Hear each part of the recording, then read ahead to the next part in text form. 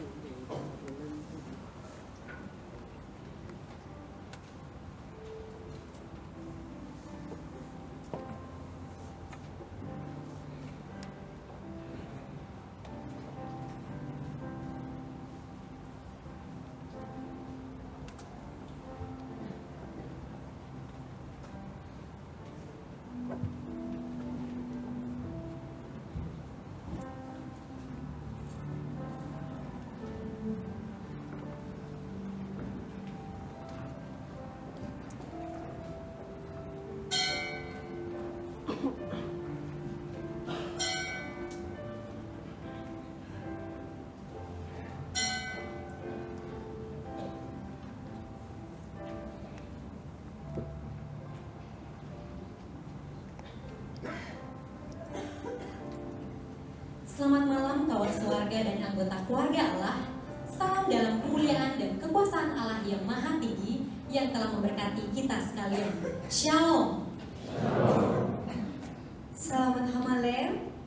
Salam hawa kemuliaan antri kekuasaan Allah Ta'ala sama amau sahau memberkati takam ketuluti. Kita bersatu kembali malam hari ini pada masa Advent 2 dalam suasana etnik, Dayak, dan ulang tahun Impre yang ke-12. Saudara-saudara yang kekasih, hamba Tuhan yang setia dan kawan pelayanan dalam Tuhan, mari berdiri untuk saling bersalam. Salam bagi Anda. Salam damai.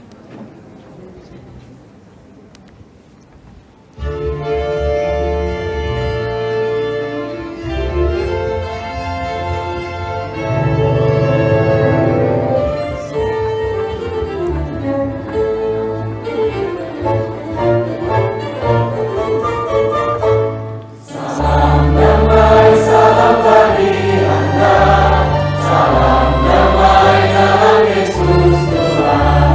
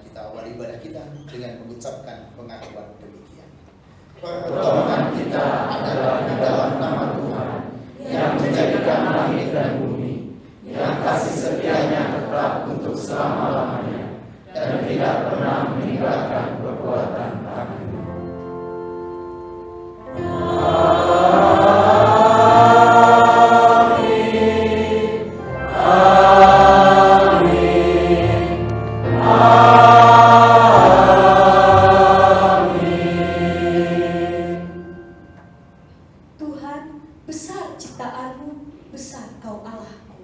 Kidung Jemaat 64 bait 1 dan 2, bila kulihat bintang gemerlapkan.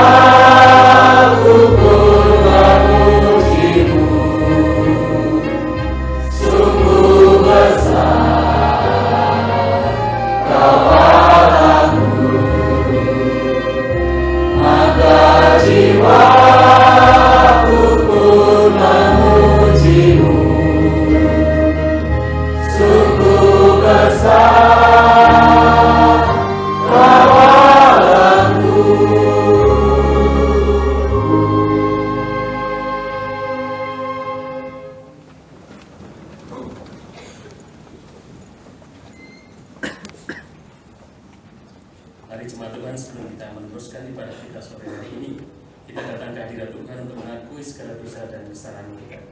Mari kita berdoa secara pribadi, pengampunan daripada Tuhan, untuk kita boleh melanjutkan ibadah sore hari ini. Mari kita berdoa.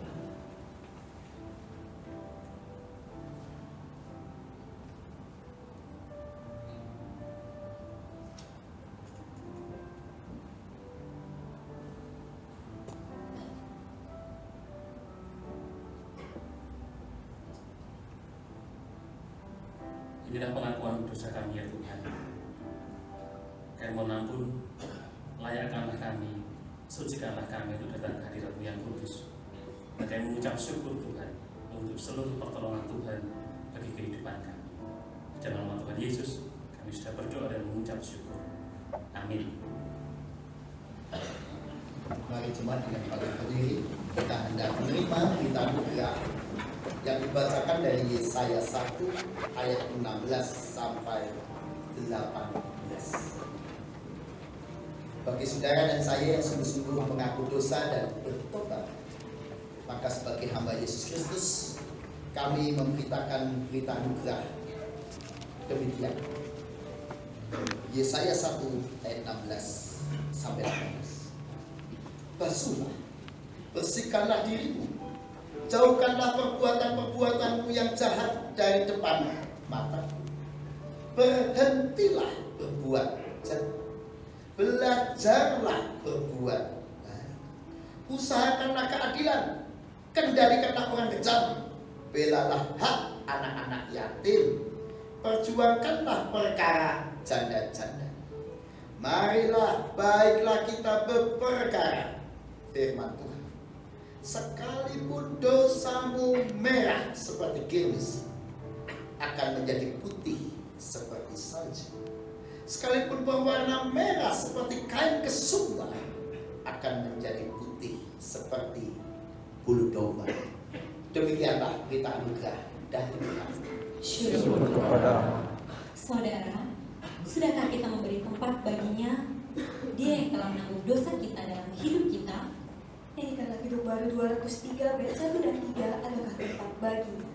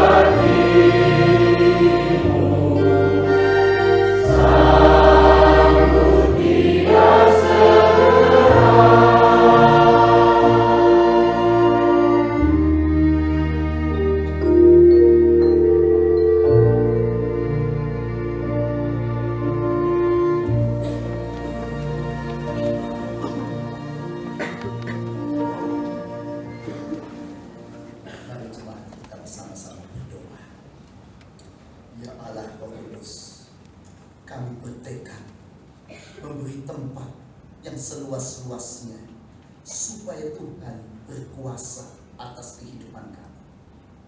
Ampuni Tuhan, seringkali kami memberi tempat yang begitu rendah, bahkan sering kami dengan sengaja tidak mengindahkan Tuhan dalam hidup kami. Tetapi kami sadar tanpa Tuhan kami tidak bisa apa-apa. Kami sadar ya Allah, tanpa Tuhan kami akan gagal. Karena itu kami serahkan kehidupan kami dalam tangan. Berbicaralah Tuhan, kaburilah kami semua dengan firman. Setiap kami yang membaca dan merenungkannya tumbuh dengan sabda. Setiap benih sabdamu tumbuh berbuah lebat dalam kehidupan kami. Berbicaralah ya Allah, kami mendengar. Amin. Surat Paulus kepada jemaat di Filipi, pasal 1, ayat 3 sampai dengan 11. Surat Paulus kepada jemaat di Filipi, pasal 1, ayat 3 sampai dengan 11. Aku mengucap syukur kepada Allahku setiap kali aku mengingat kamu. Dan setiap kali aku berdoa untuk kamu semua, aku selalu berdoa dengan sukacita. Aku mengucap syukur kepada Allahku karena persekutuanmu dalam berita Injil mulai dari hari pertama sampai sekarang ini. Akan hal ini, aku yakin sepenuhnya, yaitu Ia yang memulai pekerjaan yang baik di antara kamu akan meneruskannya sampai pada akhirnya pada hari Kristus Yesus. Memang, sudahlah sepatutnya aku berpikir demikian akan kamu semua. Sebab kamu ada di dalam hatiku. Oleh karena kamu semua turut mendapat bagian dalam kasih karunia yang diberikan kepadaku, baik pada waktu aku dipenjarakan maupun pada waktu aku membela dan meneguhkan berita Injil. Sebab Allah adalah saksiku, betapa aku dengan kasih mesra Kristus Yesus merindukan kamu sekalian. Dan inilah doaku. Semoga kasihmu makin melimpah dalam pengetahuan yang benar dan dalam segala macam pengertian, sehingga kamu dapat memilih apa yang baik, supaya kamu suci dan tak bercacat menjelang hari Kristus, penuh dengan buah kebenaran yang dikerjakan oleh Yesus Kristus untuk memuliakan dan memuji Allah. Demikianlah sabda Tuhan. Syukur kepada Allah.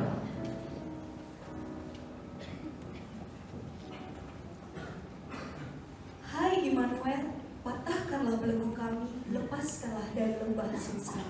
Kidung Jemaat 81 bait 1 dan 2, Oh datanglah Immanuel.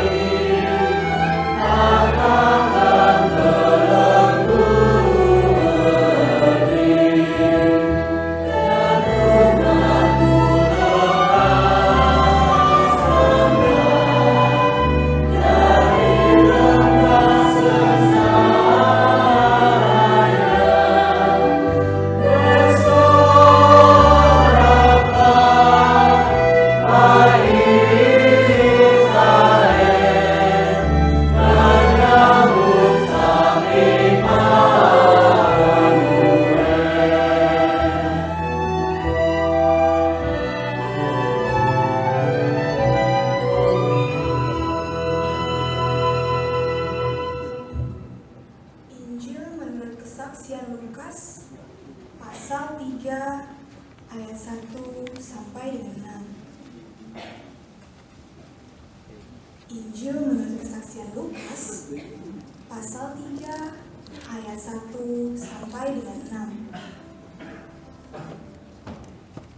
Dalam tahun ke-15 dari pemerintahan Kaisar Tiberius, ketika Pontius Pilatus menjadi wali negeri Yudea dan Herodes raja wilayah Galilea, Filipus saudaranya raja wilayah Iturea dan Trakonitis, dan Lisanias raja wilayah Abilene, pada waktu Hanas dan Kayafas menjadi imam besar, datanglah firman Allah kepada Yohanes anak Zakaria di padang gurun.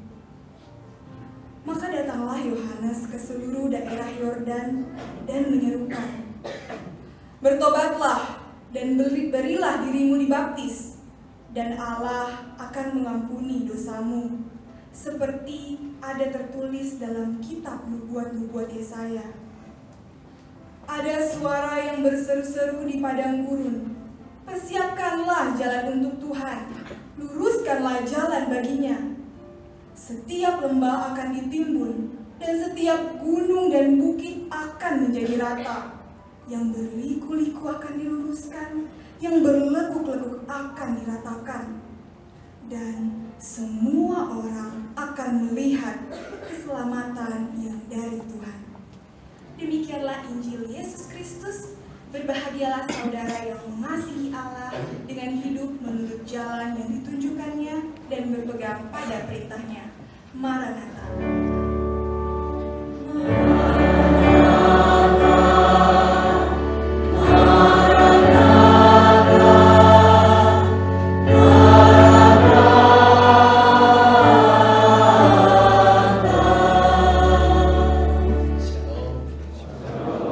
Shalom. Advent kedua kita rayakan dengan suasana etnik Kalimantan. Siapa orang Kalimantan? Tolong angkat tangan. Kalimantan. Ya, luar biasa. Ternyata orang Kalimantan banyak sekali ya di GKI Jaya. Dan kami ini katanya pakai suasana etnik Kalimantan suku Manyan. Oh, ya. Dan ini pakai bulu burung yang begitu cantik. Burung apa? Ada yang tahu? Orang Kalimantan jawab? Ya, juwe katanya ya. Betul ya, juwe ya? Burung juwe. Kayak apa saya belum pernah lihat ini. Tapi yang jelas bulunya aja begitu cantik. Pasti burung itu juga kekayaan alam Kalimantan yang begitu indah. Sekarang bicara soal Advent, kita bicara tentang bagaimana kita melihat ke belakang, tapi juga melihat ke depan. Advent mengajak kita melihat ke belakang, yaitu peristiwa Yesus yang sudah pernah lahir di Bethlehem, Yesus yang sudah berkorban di kayu salib untuk keselamatan kita, Yesus yang sudah bangkit dan naik ke surga. Peristiwa yang sudah Yesus lakukan dalam hidup kita, kita lihat, kita syukuri. Tapi Advent juga mengajak kita melihat ke depan, yaitu Kristus yang akan datang kembali.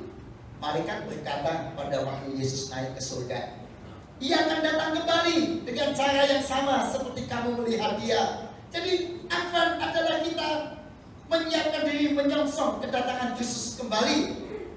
Namun sekalipun kita menyongsong, kita tiap-tiap hari juga hidup bersama dengan Kristus dalam wujud roh. Nah, yang menarik dalam masa Advent ini kita menggumuli Lukas 3. Lukas 3 ayat 1 dan 2 adalah perikop yang unik. Kenapa unik? Karena ayat 1 dan 2 gak lazim dalam perikop-perikop yang lain. Coba kita perhatikan. Lukas 3 ayat 1 dan 2. Di dalam Lukas 3 ayat 1 dan 2, 5 nama tokoh politik dan 2 nama tokoh agama diungkapkan oleh Lukas secara berurutan. Ini aneh, ini gak lazim. Ya, di ayat 1, dalam tahun ke-15 dari pemerintahan Kaisar Tiberius, ketika Pontius Pilatus menjadi wali negeri Yudea dan Herodes raja wilayah Galilea, Filipus saudaranya raja wilayah Iturea dan Trakonitis, dan Lisanias raja wilayah Abilene. Lalu dua tokoh di ayat kedua, pada waktu Hanas dan Kayafas menjadi imam besar, datanglah firman Allah kepada Yohanes anak Zakaria di padang gurun. Saudara itu naik. Kenapa? Lukas kok berbicara mengawali bagian ini dengan menyebut 5 nama orang-orang penting di Romawi. Kaisar-kaisar 4 di antaranya disebut, dan 2 imam besar disebut. Kenapa kok mulai seperti itu ya? Aneh. Apa yang Lukas ingin katakan, saudara? Saudara, ada banyak yang Lukas ingin katakan melalui ayat 1 dan 2. Yang pertama adalah Lukas ingin mengatakan bahwa yang diberitakan Lukas, yang dia tulis, kalau kita baca Lukas 1 ayat 1, yang dia tulis untuk Theophilus, yaitu mewakili semua orang-orang non-Yahudi, dia tulis dengan teliti. Karena itu Lukas mengatakan bahwa yang dia tulis ini sesuatu kisah yang beneran, fakta, bukan dongeng. Tahu nggak gimana itu fakta bukan dongeng? Nama-nama tadi. Tahun ke-15 dari pemerintahan Kaisar Tiberius. Fakta yang dia ceritakan ini sesuatu yang betul-betul terjadi, tercatat, terlihat, ada peristiwa-peristiwanya, bisa dilihat. Kaisar Tiberius diungkapkan di sana. Nama lengkapnya Tiberius Julius Kaisar Agustus. Betul-betul memerintah di Romawi tahun 14 sampai 37 Masehi. Kalau dikatakan tahun ke-15 dari pemerintahan Kaisar Tiberius, berarti 15 plus mulainya Julius Kaisar Agustus ini, atau Tiberius Julius Kaisar Agustus, mulai 14, berarti 14 tambah 15. Berarti berita yang mau disampaikan ini betul-betul terjadi sekitar tahun 29 Masehi atau yang kurang lebih sedikit. Jadi peristiwa Yohanes Pembaptis, peristiwa Yesus, peristiwa-peristiwa yang akan diungkapkan Lukas adalah peristiwa yang fakta, bukan dongeng. Waktu Pontius Pilatus dari balik negeri Yudea, waktu Herodes raja wilayah Galilea, waktu Filipus, waktu Lisanias, dan waktu 2 tokoh Hanas dan Kayafas menjadi imam besar. Jadi ini berita yang fakta, bukan dongeng. Kalau begitu, Lukas mau mengatakan keselamatan dan karya yang Yesus lakukan dalam hidup kita juga bukan dongeng. Ini fakta, ini sungguhan, ini bukan main-main, ini serius. Karena ini fakta, jadi serius. Kalau ketika Yohanes diutus Tuhan untuk berkata kepada kita dan juga kepada zamannya, bertobatlah, kata Yohanes di ayat yang ketiga. Bertobatlah dan berilah dirimu dibaptis, dan Allah akan mengampuni dosamu. Berita pertobatan ini ditujukan buat siapa? Ya pada zaman Yohanes, juga pada zaman ini. Karena memang saya diungkapkan tokoh-tokoh politik tadi ada 5 orang, dan 2 tokoh agama ada 2 orang mau mengatakan kritik yang keras dari Allah sendiri kepada melalui Yohanes kepada kita semua, kepada tokoh-tokoh politik, juga pada tokoh-tokoh agama. Bertobatlah, luruskanlah jalan baginya. Dan kenapa saudara? Memang sejak zaman dulu sampai hari ini sering terjadi kong-kali-kong, rekayasa, kerjasama tokoh-tokoh politik, dan bisa jadi kong-kali-kong itu bersama tokoh agama. Wah, itu menyatu membawa sesuatu yang mengerikan. Contohnya hidup Yesus. Yesus kan korban dari persekongkolan politik antara tokoh-tokoh politik, termasuk ada Pontius Pilatus dan sebagainya, dan tokoh agama Yahudi, sehingga Yesus ditangkap, diadili tanpa melihat kebenaran, tidak sesuai fakta, dan Yesus lalu dimatikan. Jadi Yesus adalah korban dari tokoh-tokoh politik yang bersekongkol dengan tokoh-tokoh agama. Yohanes Pembaptis sendiri sebagai pemberita yang diutus Allah juga menjadi korban dari hal-hal ini.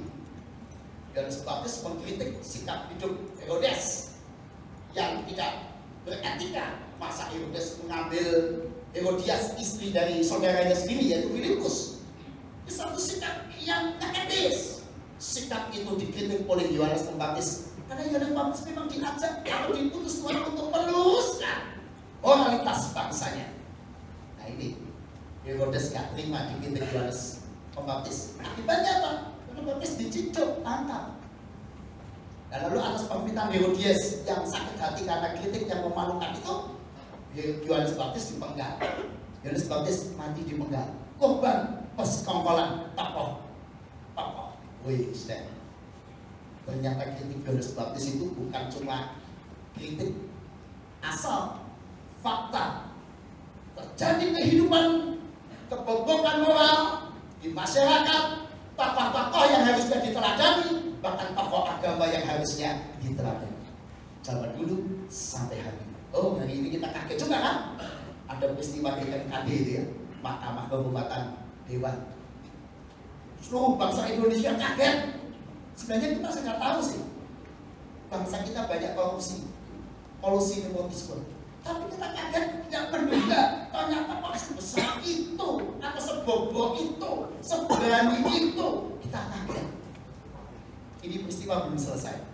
Masih ada MKD, mungkin masih ada pengadilan macam-macam. Wah, kita nggak tahu ini. Nanti bagaimana nih kontrak ini akan berujung. Tapi yang jelas ini positif. Dalam arti membuat semua orang sekarang belajar. Hati-hati kalau begitu. Situasi bangsa kita kritis. Harus ada revolusi mental para pejabat. Harus ada revolusi mental para tokoh agama. Ada revolusi mental rakyatnya. Kemarin hari Jumat saya diizinkan Tuhan untuk memimpin acara Natal di Freeport, di Timika. Di Freeport, Timika sempat ketemu dengan presidennya Freeport, yang Pak Maruf, yang sempat bicara di MKD. Sedikit ngobrol, sedikit ngomong juga dengan tim yang ada di situ. Saya terkesan dengan pidatonya Pak Maruf pada waktu Natal kemarin. Setelah dia menyampaikan di MKD, dia bilang begini, memang harus ada orang yang berani berkorban untuk membuka kebenaran supaya bangsa ini berubah. Demi bangsa Indonesia, demi Papua, kita harus berani mengubah.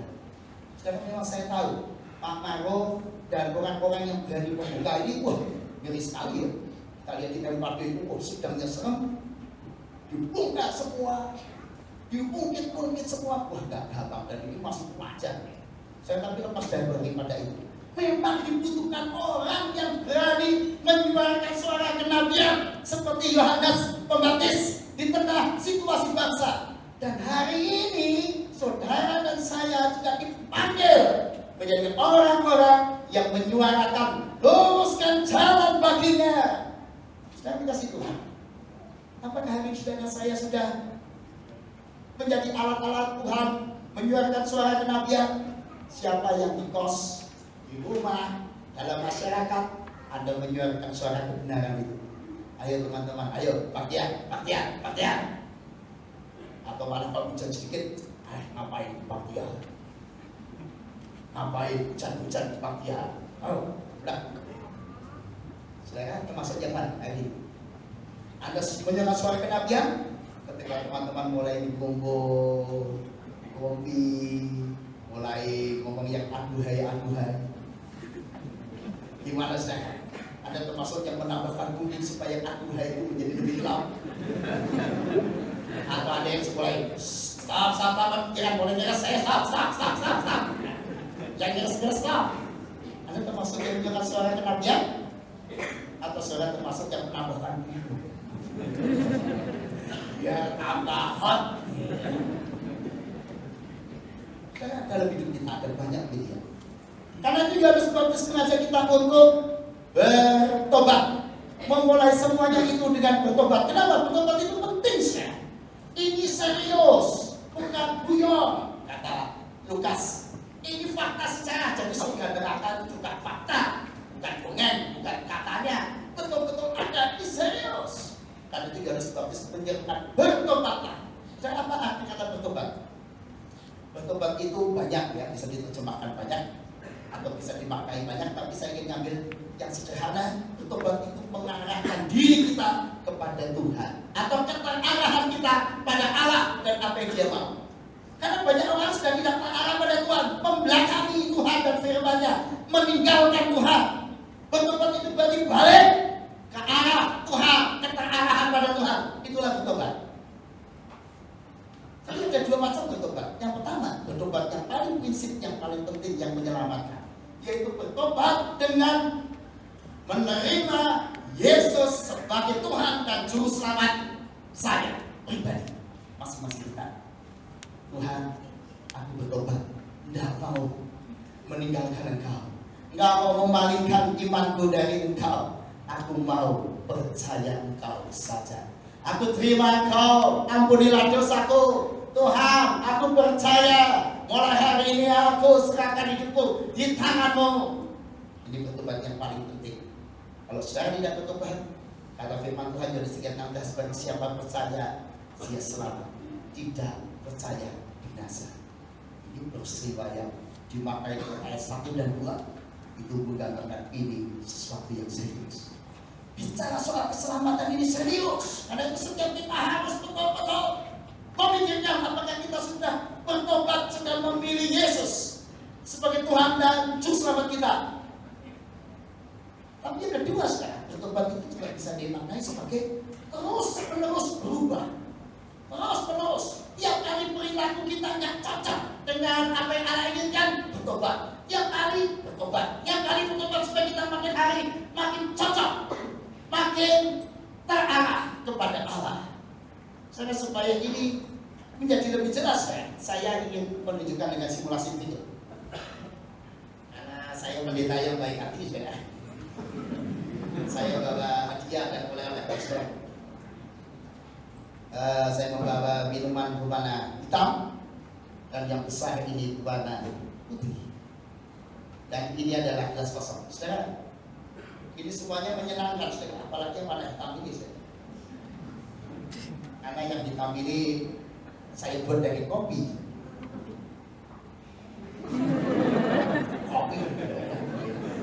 Tapi kali ini saya ingin membuat simulasi berikut ini.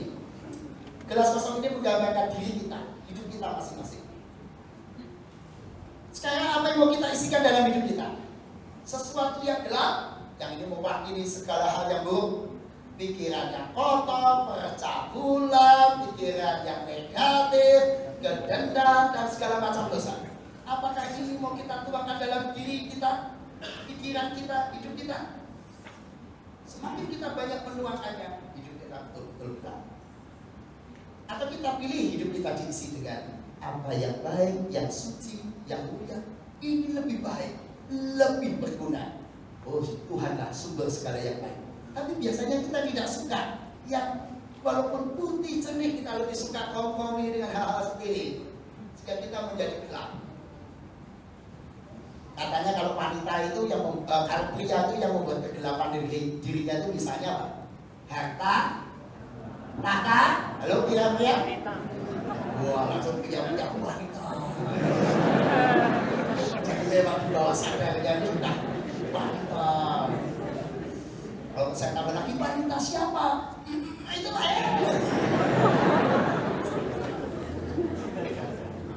Kalau wanita saya, wanita yang membuat kegelapan biasanya apa?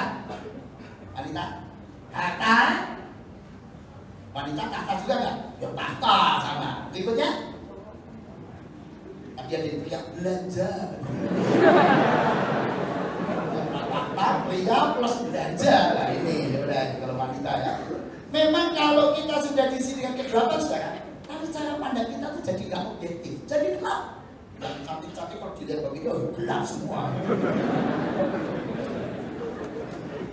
Kalau sudah gelap, maka cara hidup gelap, berumah tangga juga jadi gelap, segala sesuatu jadi gelap. Oh, nggak menarik hidup yang sudah kegelapan seperti itu. Kalau dia bisnis, yang dipikirkan apa? Wah, harta, wah. Gak peduli orang lain, gak peduli karyawan, gak peduli kesejahteraan, gak peduli kebenaran. Wah, karena itu papa minta saham. Kalau papa minta saham demi uang, lalu mamanya minta apa? Jangan minta pulsa, wah. Minta pulsa, minta uang belanja. Sekarang, kalau pikiran sudah gelap, jadi pejabat apapun ya gelap. Wah, itu sudah. mumpung berkuasa. Oh, banyak orang hidup dalam kegelapan karena kekuasaannya. Hitler, juga tokoh-tokoh tadi, bahkan tokoh agama, bahkan sampai hari ini terjadi perselingkuhan seringkali. Tokoh dengan tokoh menghasilkan kegelapan. Bahkan kegelapan juga bisa karena tadi seks, ya, pria, wanita, seks, pornografi, itu mengisi pikiran banyak orang sehingga merusak banyak pemuda. Oh, kalau di sensus saya kira banyak pemuda-pemudi bahkan orang dewasa yang hidupnya kacau karena pornografi, karena percabulan, karena pikiran yang kotor. Dan katanya juga salah satu yang sering menjadi masalah adalah yang membuat kita gelap adalah handphone katanya. Handphone ya. Katanya handphone itu jadi bisa menjadi ilah baru, bisa menjadi ilah baru. Contohnya saudara, ketika kemarin saya mengisi di Freeport, itu naik mobil bersama artis-artis ibu kota. Ibu kota, buat di mobil ribut soal apa? Ada handphone yang ketinggalan. Ada handphone ketinggalan di hotel, ribut. Sampai akhirnya saya tanya, kalian ikut soal handphone ribut sekali. Apakah kalian juga meributkan Alkitab yang ketinggalan? Tidak ada yang bikin Alkitab ketinggalan. Wah, mau semua saya bilang, Pak, ini saya pakai mobilisasi khotbah besok habis. Ya. Kalau handphone itu handphone.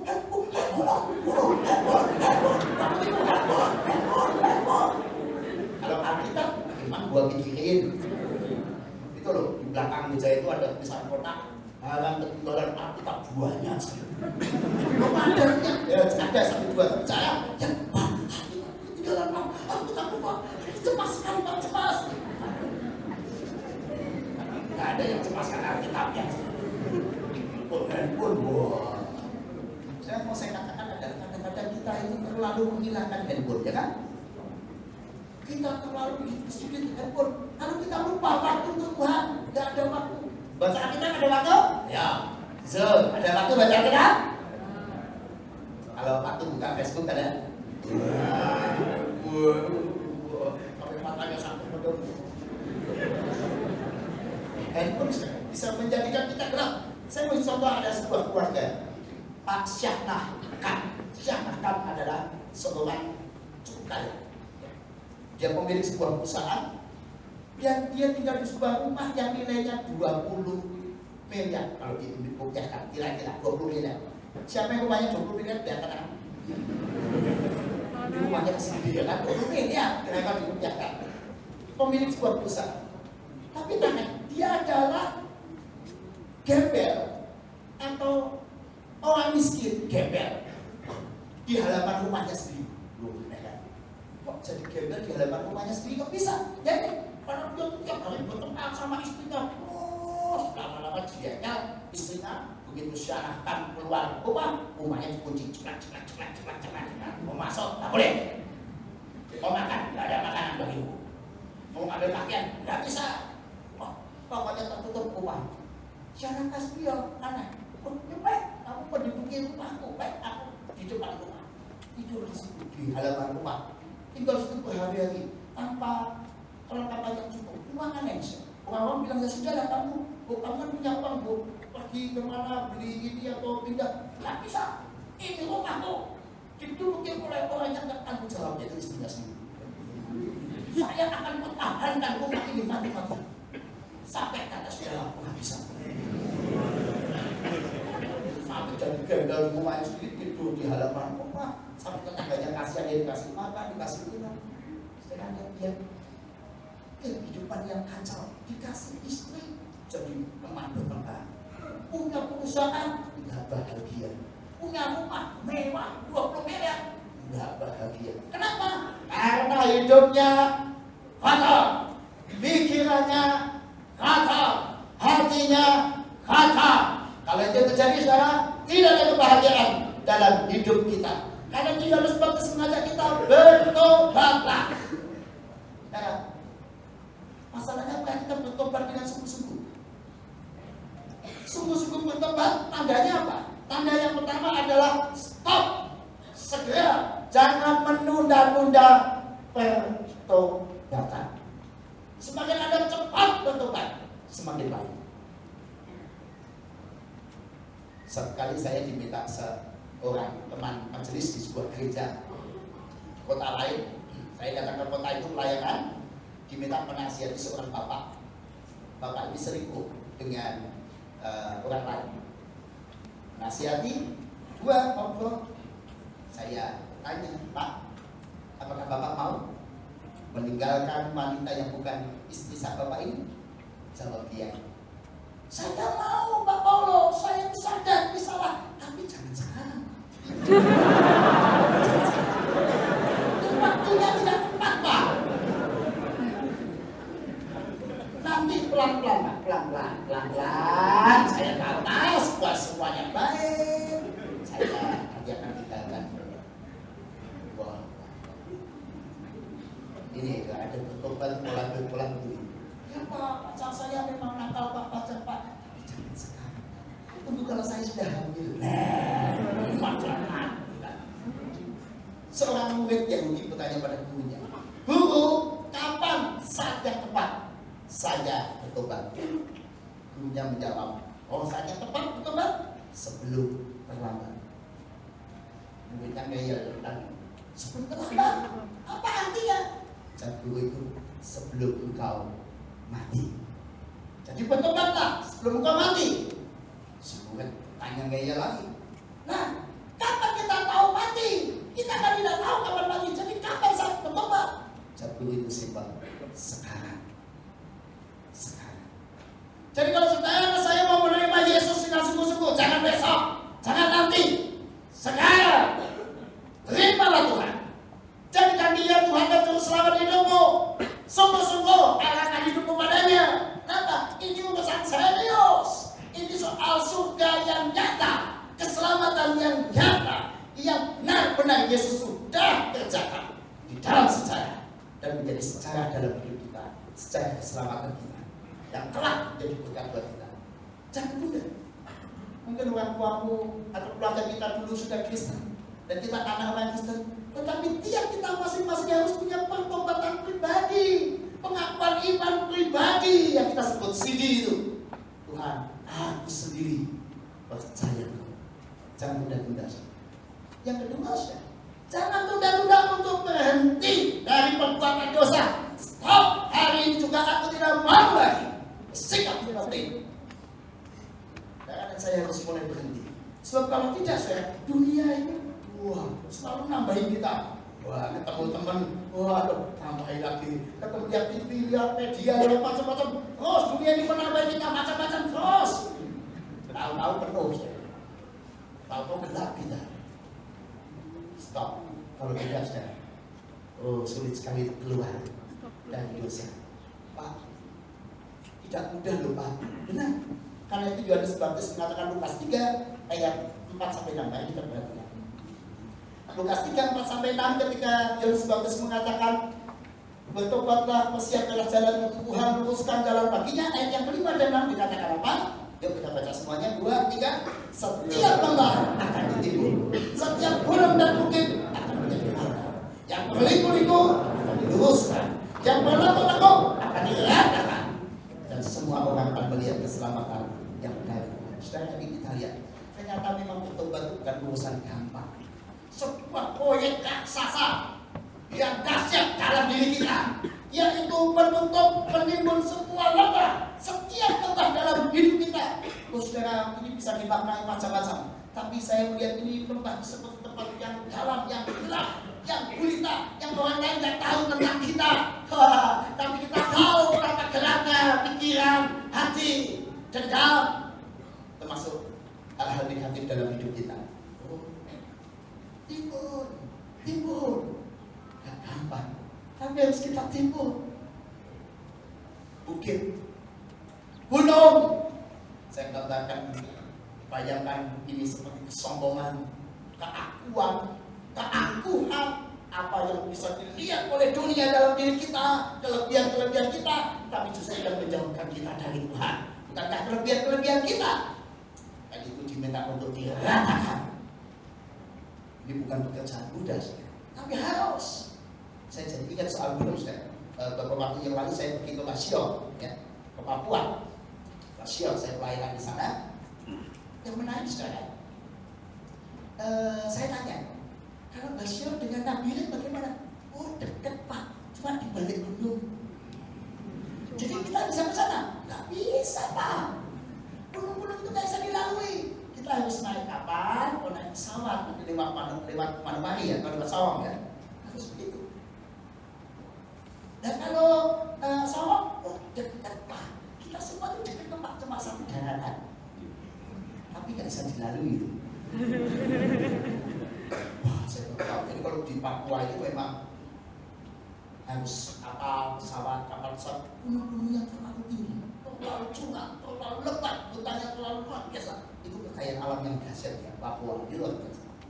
Tapi ya nggak gampang, maka di Papua jangan berpikir, di sana ada rel kereta api.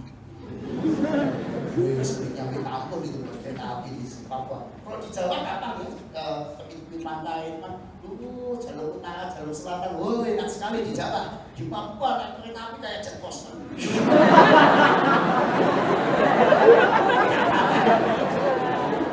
Kalau ada kereta api di Papua paling di daerah tertentu ya, di daerah mana itu yang pesisir paling, wah sulit sekali Papua, gunungnya luar biasa.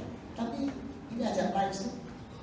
Yohanes mengajak kita untuk meratakan gunung dan bukit dalam diri kita yang menghalangi pandangan kita pada Tuhan, kesombongan kita, ketinggian hati kita, keakuan kita yang membuat kita nggak bisa taat pada Tuhan. Tebas itu proyek raksasa, nggak main-main. Tapi yang kita harus kerjakan itu PR kita masing-masing. Ratakan, luruskan jalan yang berkelap-kelap, katakan yang berlekuk-lekuk, rata. Setiap kita punya PR, setiap kita punya tugas untuk stop dosa dan memilih yang baik, yang suci, yang mulia, yang sedang didengar, yang manis, yang indah, yang berkenan di hadapan Tuhan. Proyek besar harus kita mulai sekarang, jangan tunda lagi. Yang kedua, kesungguhan pertobatan dilihat dari mana? Dari konsistensi. Kalau dia konsisten, oh saya akan jaga momentum perubahan ini, momentum pertobatan, kekudusan saya akan jaga. Oh iya, nggak gampang sih.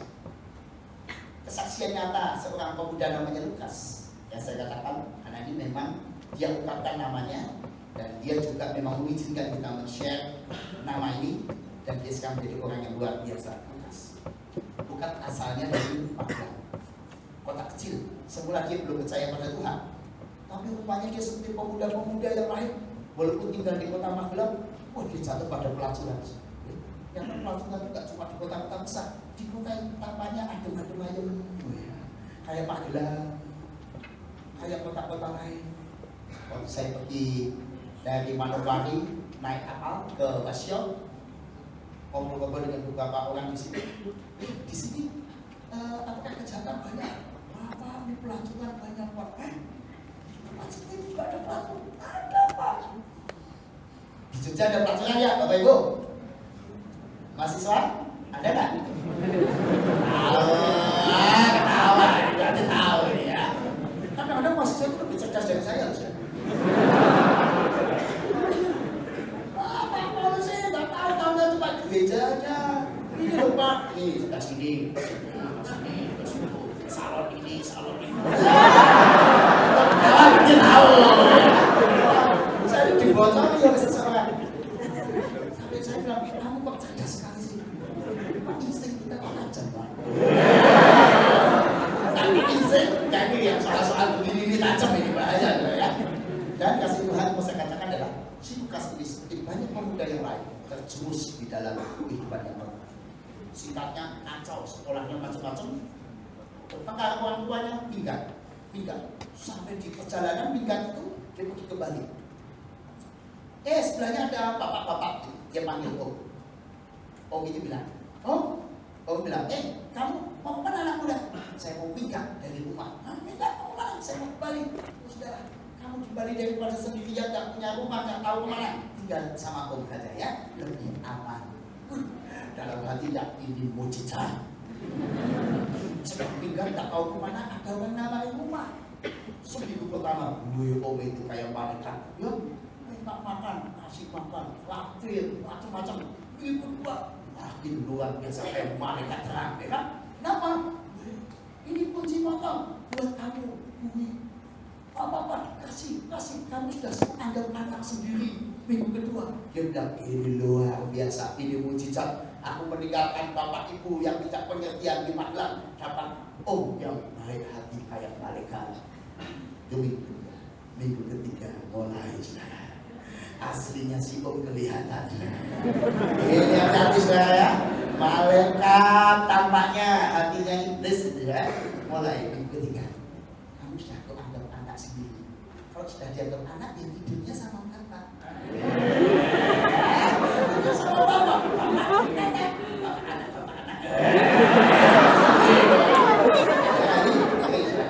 Singkatnya jatuhlah dia. Wah, dia jadi korban perbudakan seks dan dia menjadi seorang yang gay. Ya. Luar biasa, homoseksual. Wah, luar biasa, jatuh dalam dosa luar biasa. Singkatnya ada seorang remaja dia pertama kali mengenal Yesus bawa ke gereja. Dia kaget kalau dia merasakan kedamaian yang selama ini dia cari. Ada suara teduh. Ayo, aku panggil kau datang. Aku panggil kau datang ke Tuhan. Dia bilang, tidak. Tapi tiap kali dia ke gereja, diajak temannya, dia rindu. Singkatnya, itu bulan Desember dia datang ke gereja, bulan April dia dibaptis.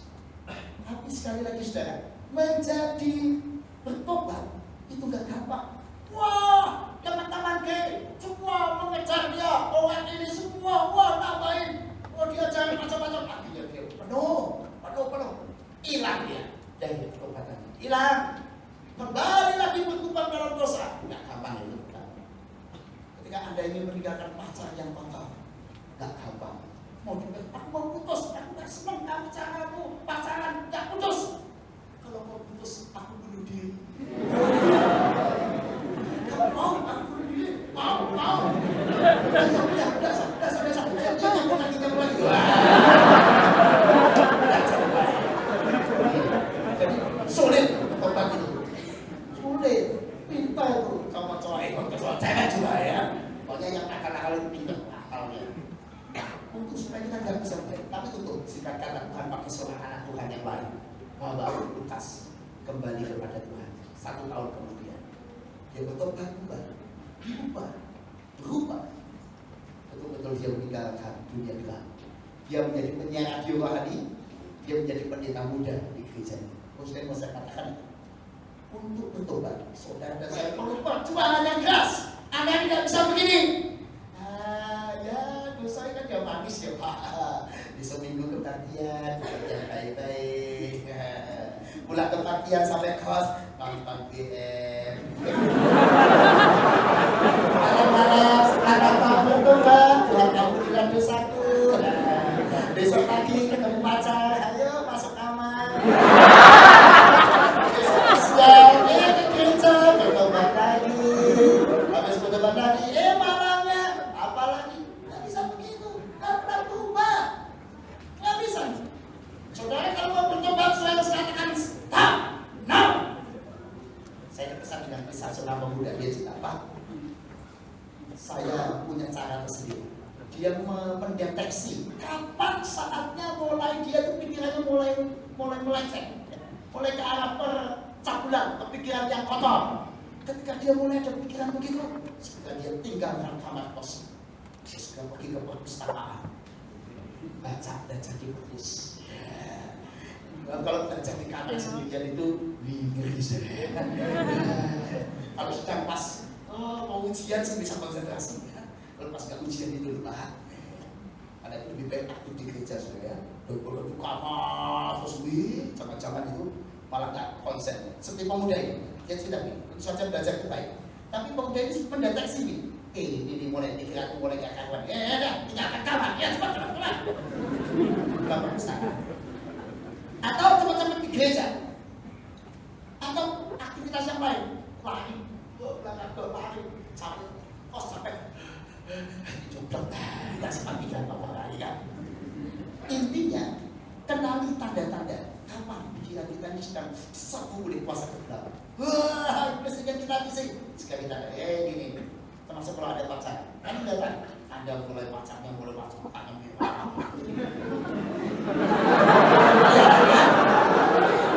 pada saat itu Anda cepat-cepat masih serigala ini cepat. Hati-hati. Kalau pacarku baik, sejuk, matanya matanya penuh dengan kekudusan. Yuk kita baca Alkitab. Ya, emang segitu ya. Awas. Konsisten. Seberapa kesungguhan pertobatan kita tergantung seberapa kita konsisten. Lawan dari konsisten apa? Udah jatuh, lemah, jangan jatuh, banyak godaan. Nah ini caranya bagaimana Pak? Tadi lihat tanda-tanda kapan godaan dosa itu muncul. Godaan itu muncul. Yang ketiga, Filipi 1 ayat 9-11. Ayo kita baca sama-sama. Filipi 1 9-11. Paulus bersyukur karena jemaat Filipi mengenal Yesus, suka berdoa, bersekutu, tapi tidak cukup. Tidak cukup hanya punya iman, percaya. Tidak cukup. Ayat 9-11 semuanya baca. Inilah doa. Semoga kasihmu makin melimpah dalam pengetahuan yang benar dan segala macam pengertian. Ayat 10. Sehingga kamu dapat memilih apa yang baik, supaya kamu suci dan tidak bercacat menjelang hari Kristus. Ayat 11. Penuh dengan buah kebenaran yang dikerjakan oleh Yesus Kristus untuk memuliakan dan memuji Allah. Jadi kata Paulus pada jemaat Filipi, aku bersyukur kamu percaya menerima berita Injil, bagus, tapi tidak cukup. Engkau harus menambahkan pada imanmu apa? Pengetahuan. Tambahkan pengetahuan. Tambahkan segala macam pengertian. Tambahkan hal yang suci, yang kudus, yang mulia. Saudara, tambahkan terus. Mungkin ada saudara yang bilang, Pak, buat apa Pak? Saya kebaktian itu Pak sudah sekian tahun, itu gak ada gunanya Pak. Buktinya hari ini habis kebaktian, besok sudah lupa. Ya, sudah kan? Minggu lalu kok dapat ditambah. Ayo ingat ya. Lupa Pak. Nah, jadi kebaktian gak ada gunanya kan Pak? Habis kebaktian, besok lupa. Siapa ingat khotbah saya bulan lalu? Yang 2 tahun lalu, wow, minggu lalu ada lupa, Pak. Lalu teman-teman pos mengatakan, udah kalau itu nggak usah kebaktian, ngapain kebaktian? Hari ini kamu dengar, besok nggak lupa. Sudah kebaktian, kalau kita makan kan juga sama kan? Kemarin makan apa ya? Lupa Pak. Kenyangnya masih kan?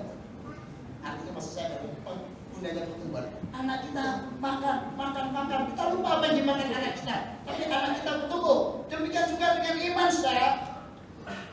Tambahkan terus pengetahuan, pengertian, firman, baca Alkitab tiap malam, berdoa tiap hari, pagi-pagi berdoa, dalam segala hal pergumulan libatkan Tuhan. Dalam bisnis libatkan Tuhan, dalam rumah tangga dengar firman Tuhan, terus tambahkan.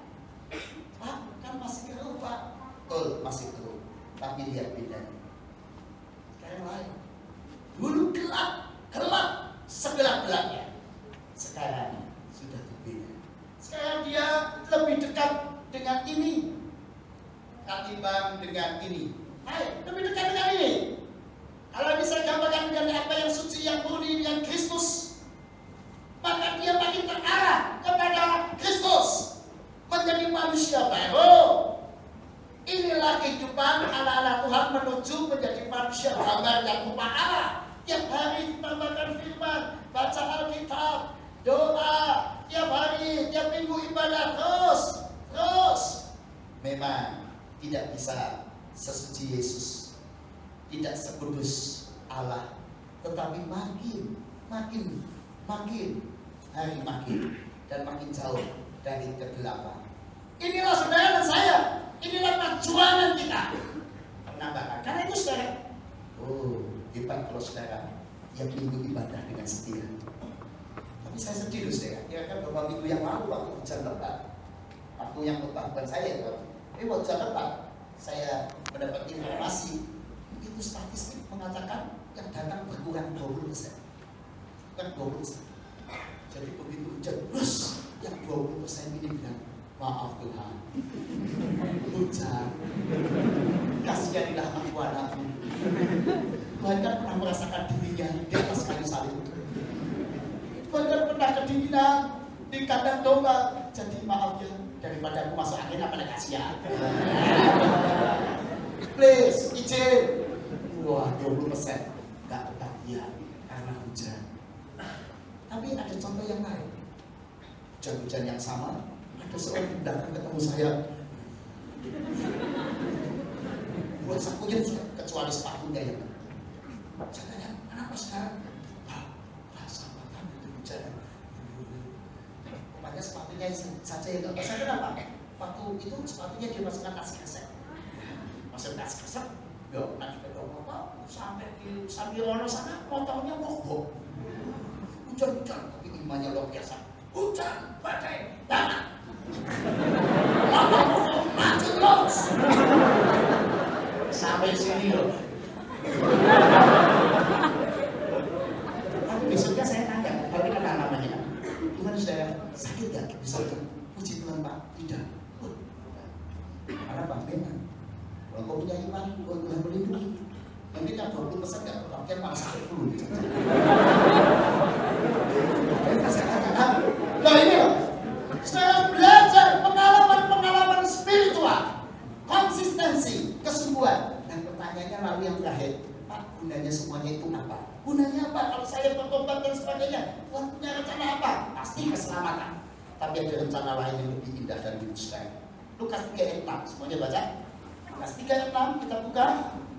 Apa rencana Allah ketika melalui Yohanes menyuruh kita bertobat, persiapkan jalan untuk Tuhan, luruskan jalan baginya, lembah ditimbun, gunung diratakan, yang berliku diluruskan, yang berloko-loko diratakan. Untuk apa? Ayat yang 6 semuanya baca. Dan semua orang akan melihat keselamatan yang dari Tuhan. Ini tujuan. Supaya kita ini menjadi anak Tuhan, supaya orang-orang dunia yang nggak bisa mendengar, nggak melihat Tuhan, tidak peka pada Tuhan, bisa melihat keselamatan dari Tuhan. Itulah yang Tuhan inginkan. Jadi tujuan kita baik, bertobat, memperbaiki diri, bukan hanya untuk diriku, bukan hanya untuk keselamatanku, tapi supaya dunia ini belajar dan percaya Allah sedang merawat dunia ini. Contoh konkret, seorang dokter Kristiani yang luar biasa. Setelah praktek, tahu-tahu ada seorang pemuda datang. Pemuda ini datang dengan sakitnya yang begitu parah. Dokter ini tanya, gimana sudah cek lah? Sudah Pak Dokter itu cek, tidak kaget. Aduh, kamu positif itu kena HIV. Dan ini sudah stadium yang sangat parah. Kamu ini, kenapa kamu bisa begitu? Pemuda itu nangis. Pak Dokter, ini rahasia di antara kita ya. Gak ada yang tahu. Semua orang tahu saya aktivis gereja, kata si pemuda ini. Tetapi Pak Dokter, saya terjerumus dalam kehidupan yang gelap. Lalu saya tertular penyakit ini. Aduh, bagaimana Pak Dokter? Pak Dokternya ini seorang Kristen yang baik. Dia menasihati, dia menghibur, menguatkan, dia bertobat. Bertobat. Begitu banyak dokter, sampai pemuda ini tiap kali datang bilang, Pak Dokter terima kasih. Saya itu gak bisa ngomong ini pada banyak orang. Tapi Pak Dokter itu seperti Tuhan bagi saya. Karena Pak Dokter menyampaikan firman Tuhan. Pak Dokter memberi penghiburan yang Tuhan berikan pada saya. Terima kasih Pak Dokter, jadi alatnya Tuhan untuk saya. Sampai akhirnya pada hari-hari terakhir atau saat-saat terakhir, pemuda ini minta dipanggilkan dokter. Dokternya mendampingi sampai pasien itu meninggal. Saya mau saya katakan, dokter dipakai Allah membuat pemuda ini melihat keselamatan, bertobat, menerima Tuhan. Hidup saudara dan saya juga sama, kita sedang dipakai oleh Kristus. Masing-masing kita diperbaiki, diajak bertobat, berubah, bahkan seperti Kristus. Supaya apa? Supaya kita dengan perubahan ini membawa kesaksian itu bagi mereka yang masih hidup dalam kegelapan, supaya mereka pun berubah sama seperti saudara dan saya, menerima keselamatan, hidup mengalami kebangunan. Saya mau ke saudara dan saya hari ini, menjadi alat Tuhan di tengah keluarga. Supaya suami kita, istri kita, aduh enak ya kalau ada papa, ada mama, rasanya ayem, rasanya damai. Kenapa? Karena seperti Tuhan yang membawa kedamaian, kelemah lembutan, membawa firman, kasih, kebenaran di tengah keluarga ini. Kami tenang ada papa atau mama di tengah. Apakah saudara dan saya itu jadi alat Tuhan demikian buat pasangan kita, buat keluarga kita, buat teman kos kita, buat teman bisnis kita, buat dunia ini, sehingga mereka melihat keselamatan dan percaya.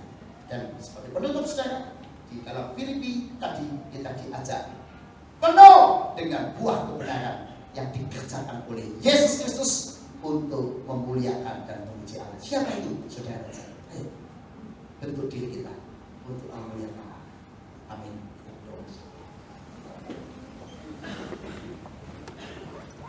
Saat teduh, saat doa pribadi, ambil waktu teduh. Pikirkan dalam hati, apakah hari ini saudara dan saya sudah sungguh-sungguh bertobat? Apakah engkau sudah sungguh-sungguh menerima Yesus sebagai Tuhan dan Juru Selamat? Apakah engkau sungguh-sungguh percaya kepadanya?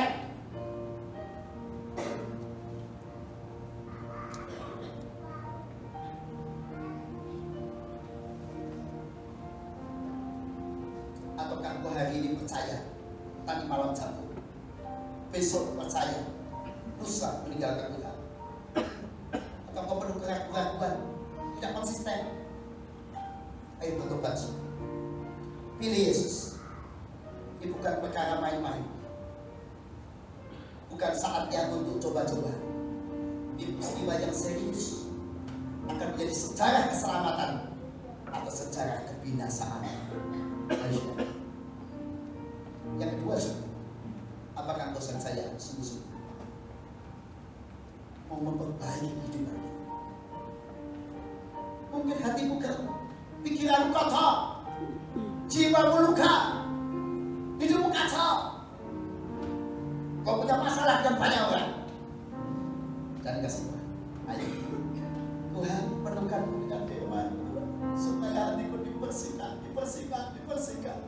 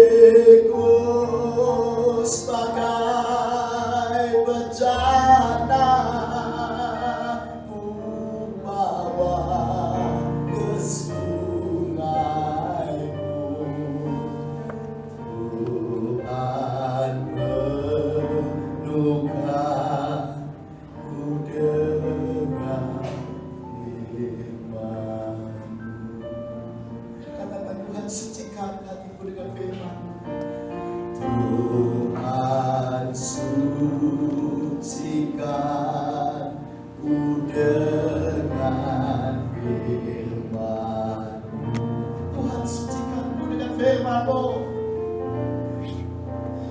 Tuhan, sucikan ku dengan firman-Mu. Hidupku sebagai bencana, hidupku sebagai bencana, ku bawa ke sungai-Mu. Tuhan, sucikan ku dengan firman-Mu. Mari kita berdoa. Ya Tuhan, Kau tahu setiap hati yang menerima firman, setiap hati yang bertobat. Oh Tuhan, berkati supaya tiap hati, tiap jiwa, tiap kerinduan Tuhan berkati, supaya pulang dari tempat ini setiap kami berubah, setiap kali mengalami kebangunan di dalam Tuhan. Yang ragu-ragu dikuatkan, yang melarikan diri dari Tuhan dibawa kembali menjadi anak-anak yang pulang dalam iman yang kuat. Mereka yang lemah iman diteguhkan, mereka yang goncang ditegakkan, dan anak-anak Tuhan yang hari ini hidup dalam perilaku yang buruk diubah. Ya Tuhan, itulah kerinduan kami. Kami bawa semua dalam tangan. Biarlah segala puji, hormat, dan syukur bagi kemuliaan nama Tuhan. Amin.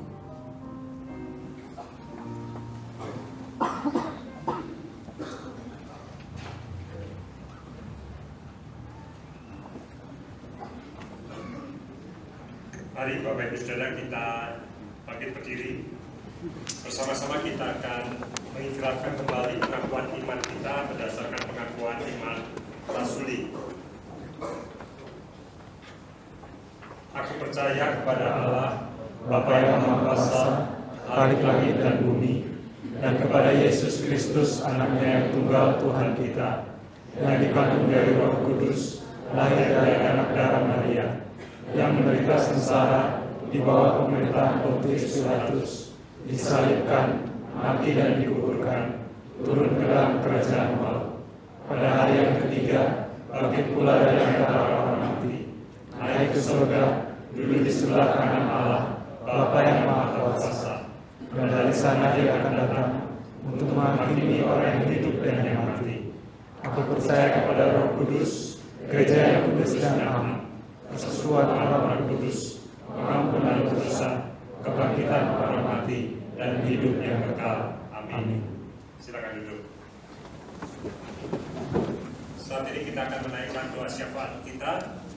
Dipersilakan untuk saudara bisa bertanya pada kanan atau kirinya pokok doa yang ingin dinaikkan pergumulan mereka. Silakan berkenalan dengan yang belum Anda kenal di kanan atau kiri saudara.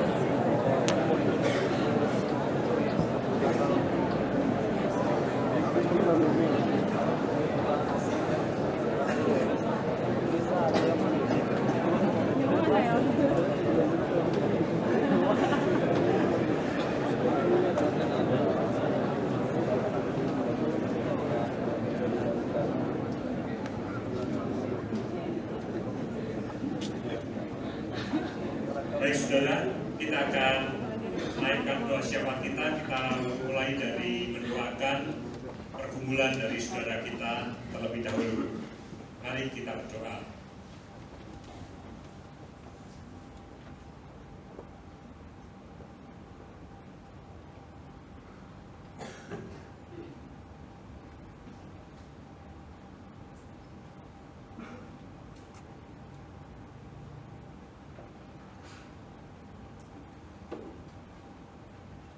Bapa di surga, inilah doa kami untuk saudara kami terkasih. Pergumulan dalam kehidupannya, Tuhan tolong pilih dan Tuhan tolong kabulkan doa kami seturut dengan kasih karunia-Mu. Tuhan, saat ini kami juga ingin bersatu hati bersyukur untuk firman Tuhan yang sudah Kau berikan bagi kami pada malam hari ini. Kiranya firman ini boleh tinggal tetap dalam hati kami dan membuat pertobatan dalam hidup kami setiap hari. Kami boleh semakin hari semakin dekat dengan Engkau, semakin hari kami semakin kudus seperti Engkau ya Bapa. Tolong Tuhan dalam pergumulan hidup kami masing-masing, beri kekuatan, kemampuan untuk hidup seturut dengan kehendak Tuhan. Saat ini Tuhan, kami ingin juga bersatu hati untuk mendoakan panitia Natal yang sudah terbentuk di gerejamu, di tempat ini, juga di gereja-gereja lain yang akan merayakan Natal. Tuhan berkati kesatuan hati dari panitia Natal. Tuhan berkati setiap persiapan yang dilakukan, acara yang dipersiapkan, semuanya kiranya boleh berjalan dengan baik, dan pada akhirnya nanti membuat kami semua semakin sadar betapa besar kasih Allah dalam hidup kami masing-masing. Tuhan, kami ingin berdoa untuk persiapan masa Advent ketiga untuk minggu depan. Kami berdoa untuk tim etnis Indonesia Timur yang akan melayankan dalam kebaktian minggu depan. Tuhan berkati persiapan-persiapannya. Kami berdoa Tuhan untuk persiapan acara Natal Komisi Anak, Komisi Pemuda yang akan diadakan tanggal 11 Desember nanti. Kami berdoa untuk Komisi Remaja yang akan merayakan Natal di tanggal 12 Desember. Tuhan berikan kesatuhatian untuk panitia, Tuhan berikan acara ini boleh berjalan dengan baik, dan mereka boleh mendapatkan kabar sukacita itu, dikuatkan hatinya, karena mereka semakin menyadari kasih Tuhan dalam hidup mereka. Tuhan, kami teringat untuk saudara-saudara kami yang sakit, yang terbaring di rumah sakit maupun terbaring di rumahnya.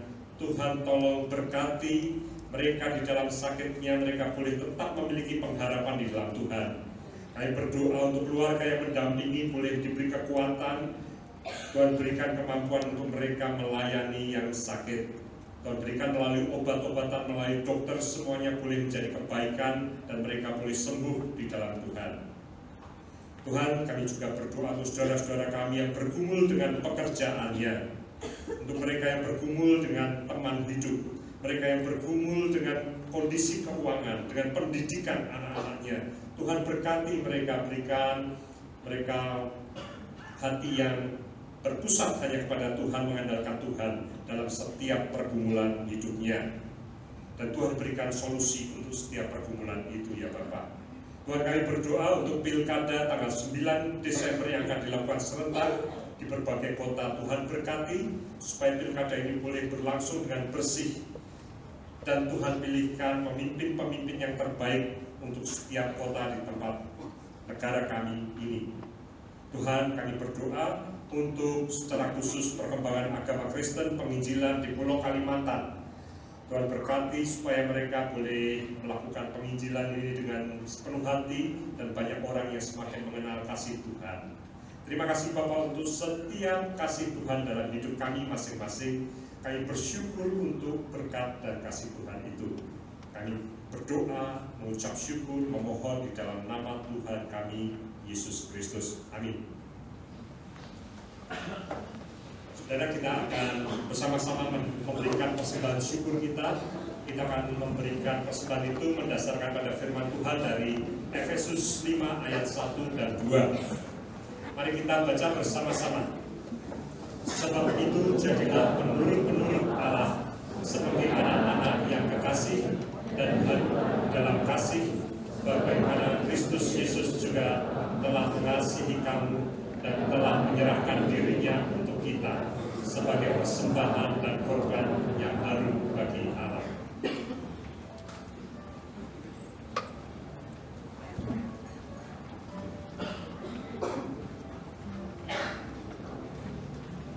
Pengumpulan persembahan syukur kita dengan nyanyian Kidung Jemaat 337 bait 1 dan seterusnya, betapa kita tidak bersyukur, dan akan diselingi dengan bahasa Dayak Maanyan Inun Satakam Puang Basukur.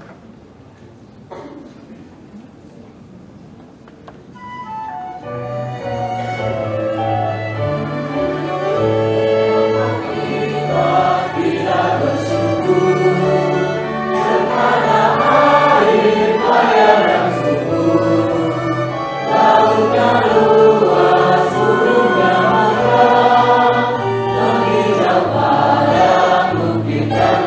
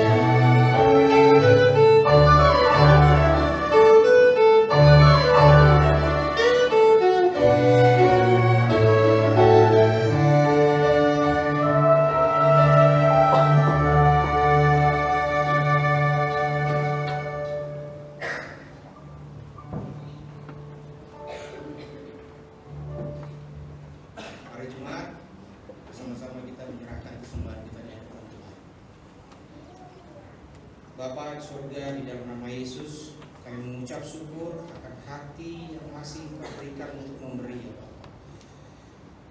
Berkati dan kuduskan pemberian kami ini.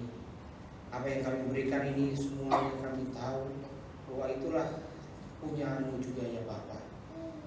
Berkati majelis jemaat yang akan mempertanggungjawabkan akan berkat-berkat-Mu ini. Biar berkat-Mu ini dari semua yang kami kerjakan melalui majelis jemaat bisa membawa kemuliaan Allah. Dan juga Engkau berkati setiap tangan yang memberi, sehingga bukan melalui materi saja ya Tuhan, tapi mempersembahkan hidup dan ketaatan akan firman Allah. Terima kasih Bapa, kami mengucap syukur. Di dalam nama Yesus kami berdoa. Amin.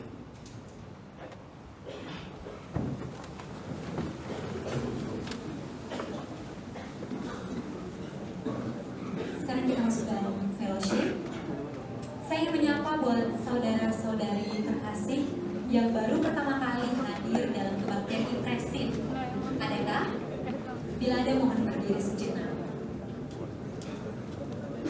Selamat datang Ibu di kebaktian impresif. Silakan samping kanan kirinya memberi salam. Ada lagi? Mungkin di ruang Galilea dan di lobi adakah yang baru pertama kali hadir di kebaktian impresif? Bila ada, mohon berdiri sejenak. Adakah? Tidak ada? Baik, selanjutnya yang berulang tahun kelahiran. Apakah ada dari jemaah, Bapak Ibu, saudara-saudari sekalian yang berulang tahun kelahiran selama 1 minggu terakhir ini? Dan kebetulan sekali pada saat ini, oh ada? Gimana? Oh ya, Mas yang Mas yang ulang tahun. Oh iya, sudah kirim juga. Selamat ulang tahun. Sekarang sampai kanan kirinya memberi salam ya. Yang di ruang Galilea, Roma, dan Lobi juga. Apakah ada? Dan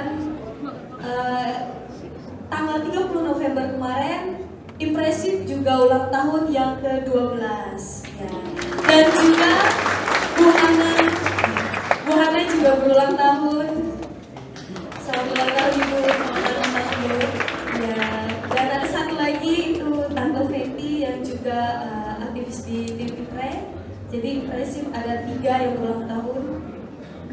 Ya baiklah. Selanjutnya ulang tahun pernikahan.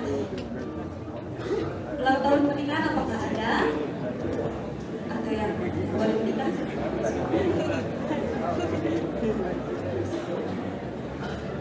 Apakah ada yang berulang tahun pernikahan?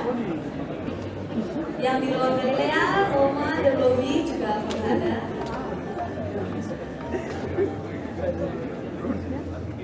Baiklah, saudara. Sekali lagi kami mohon untuk yang baru pertama kali datang dan yang berulang tahun untuk berdiri, dan kita akan menyanyikan dan mengucapkan selamat ulang tahun lagunya Happy Birthday.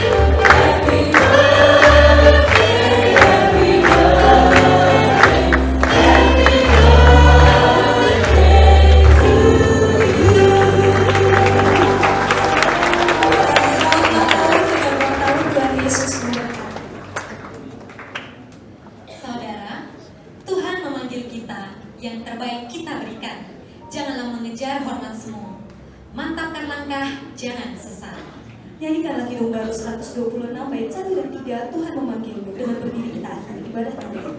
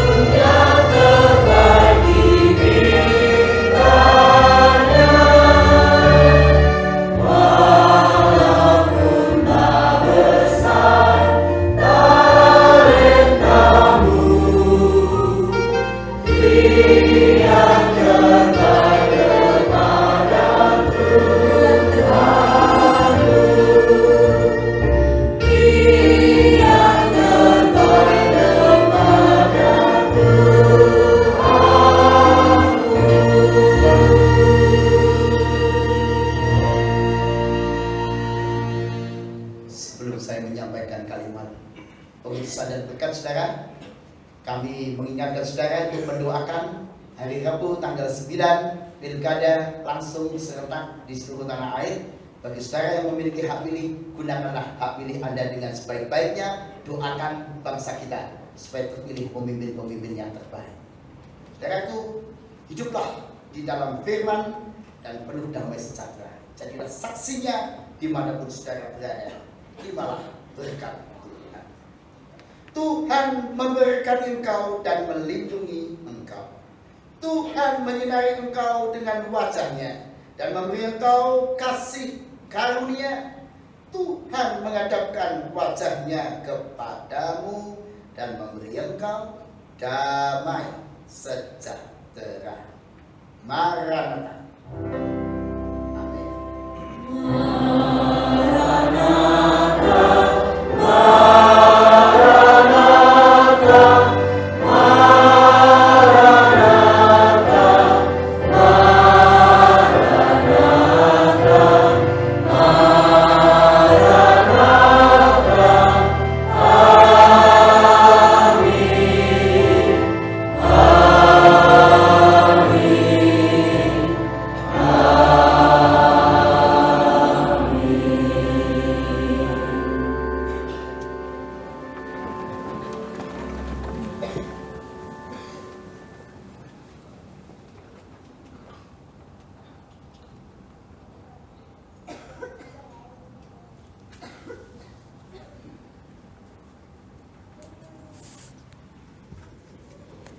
Demikian ibadah kita malam hari ini. Sampai bertemu kembali pada ibadah intensif mendatang tanggal 13 Desember 2015. Kasih karunia, rahmat, dan damai sejahtera menyertai kita.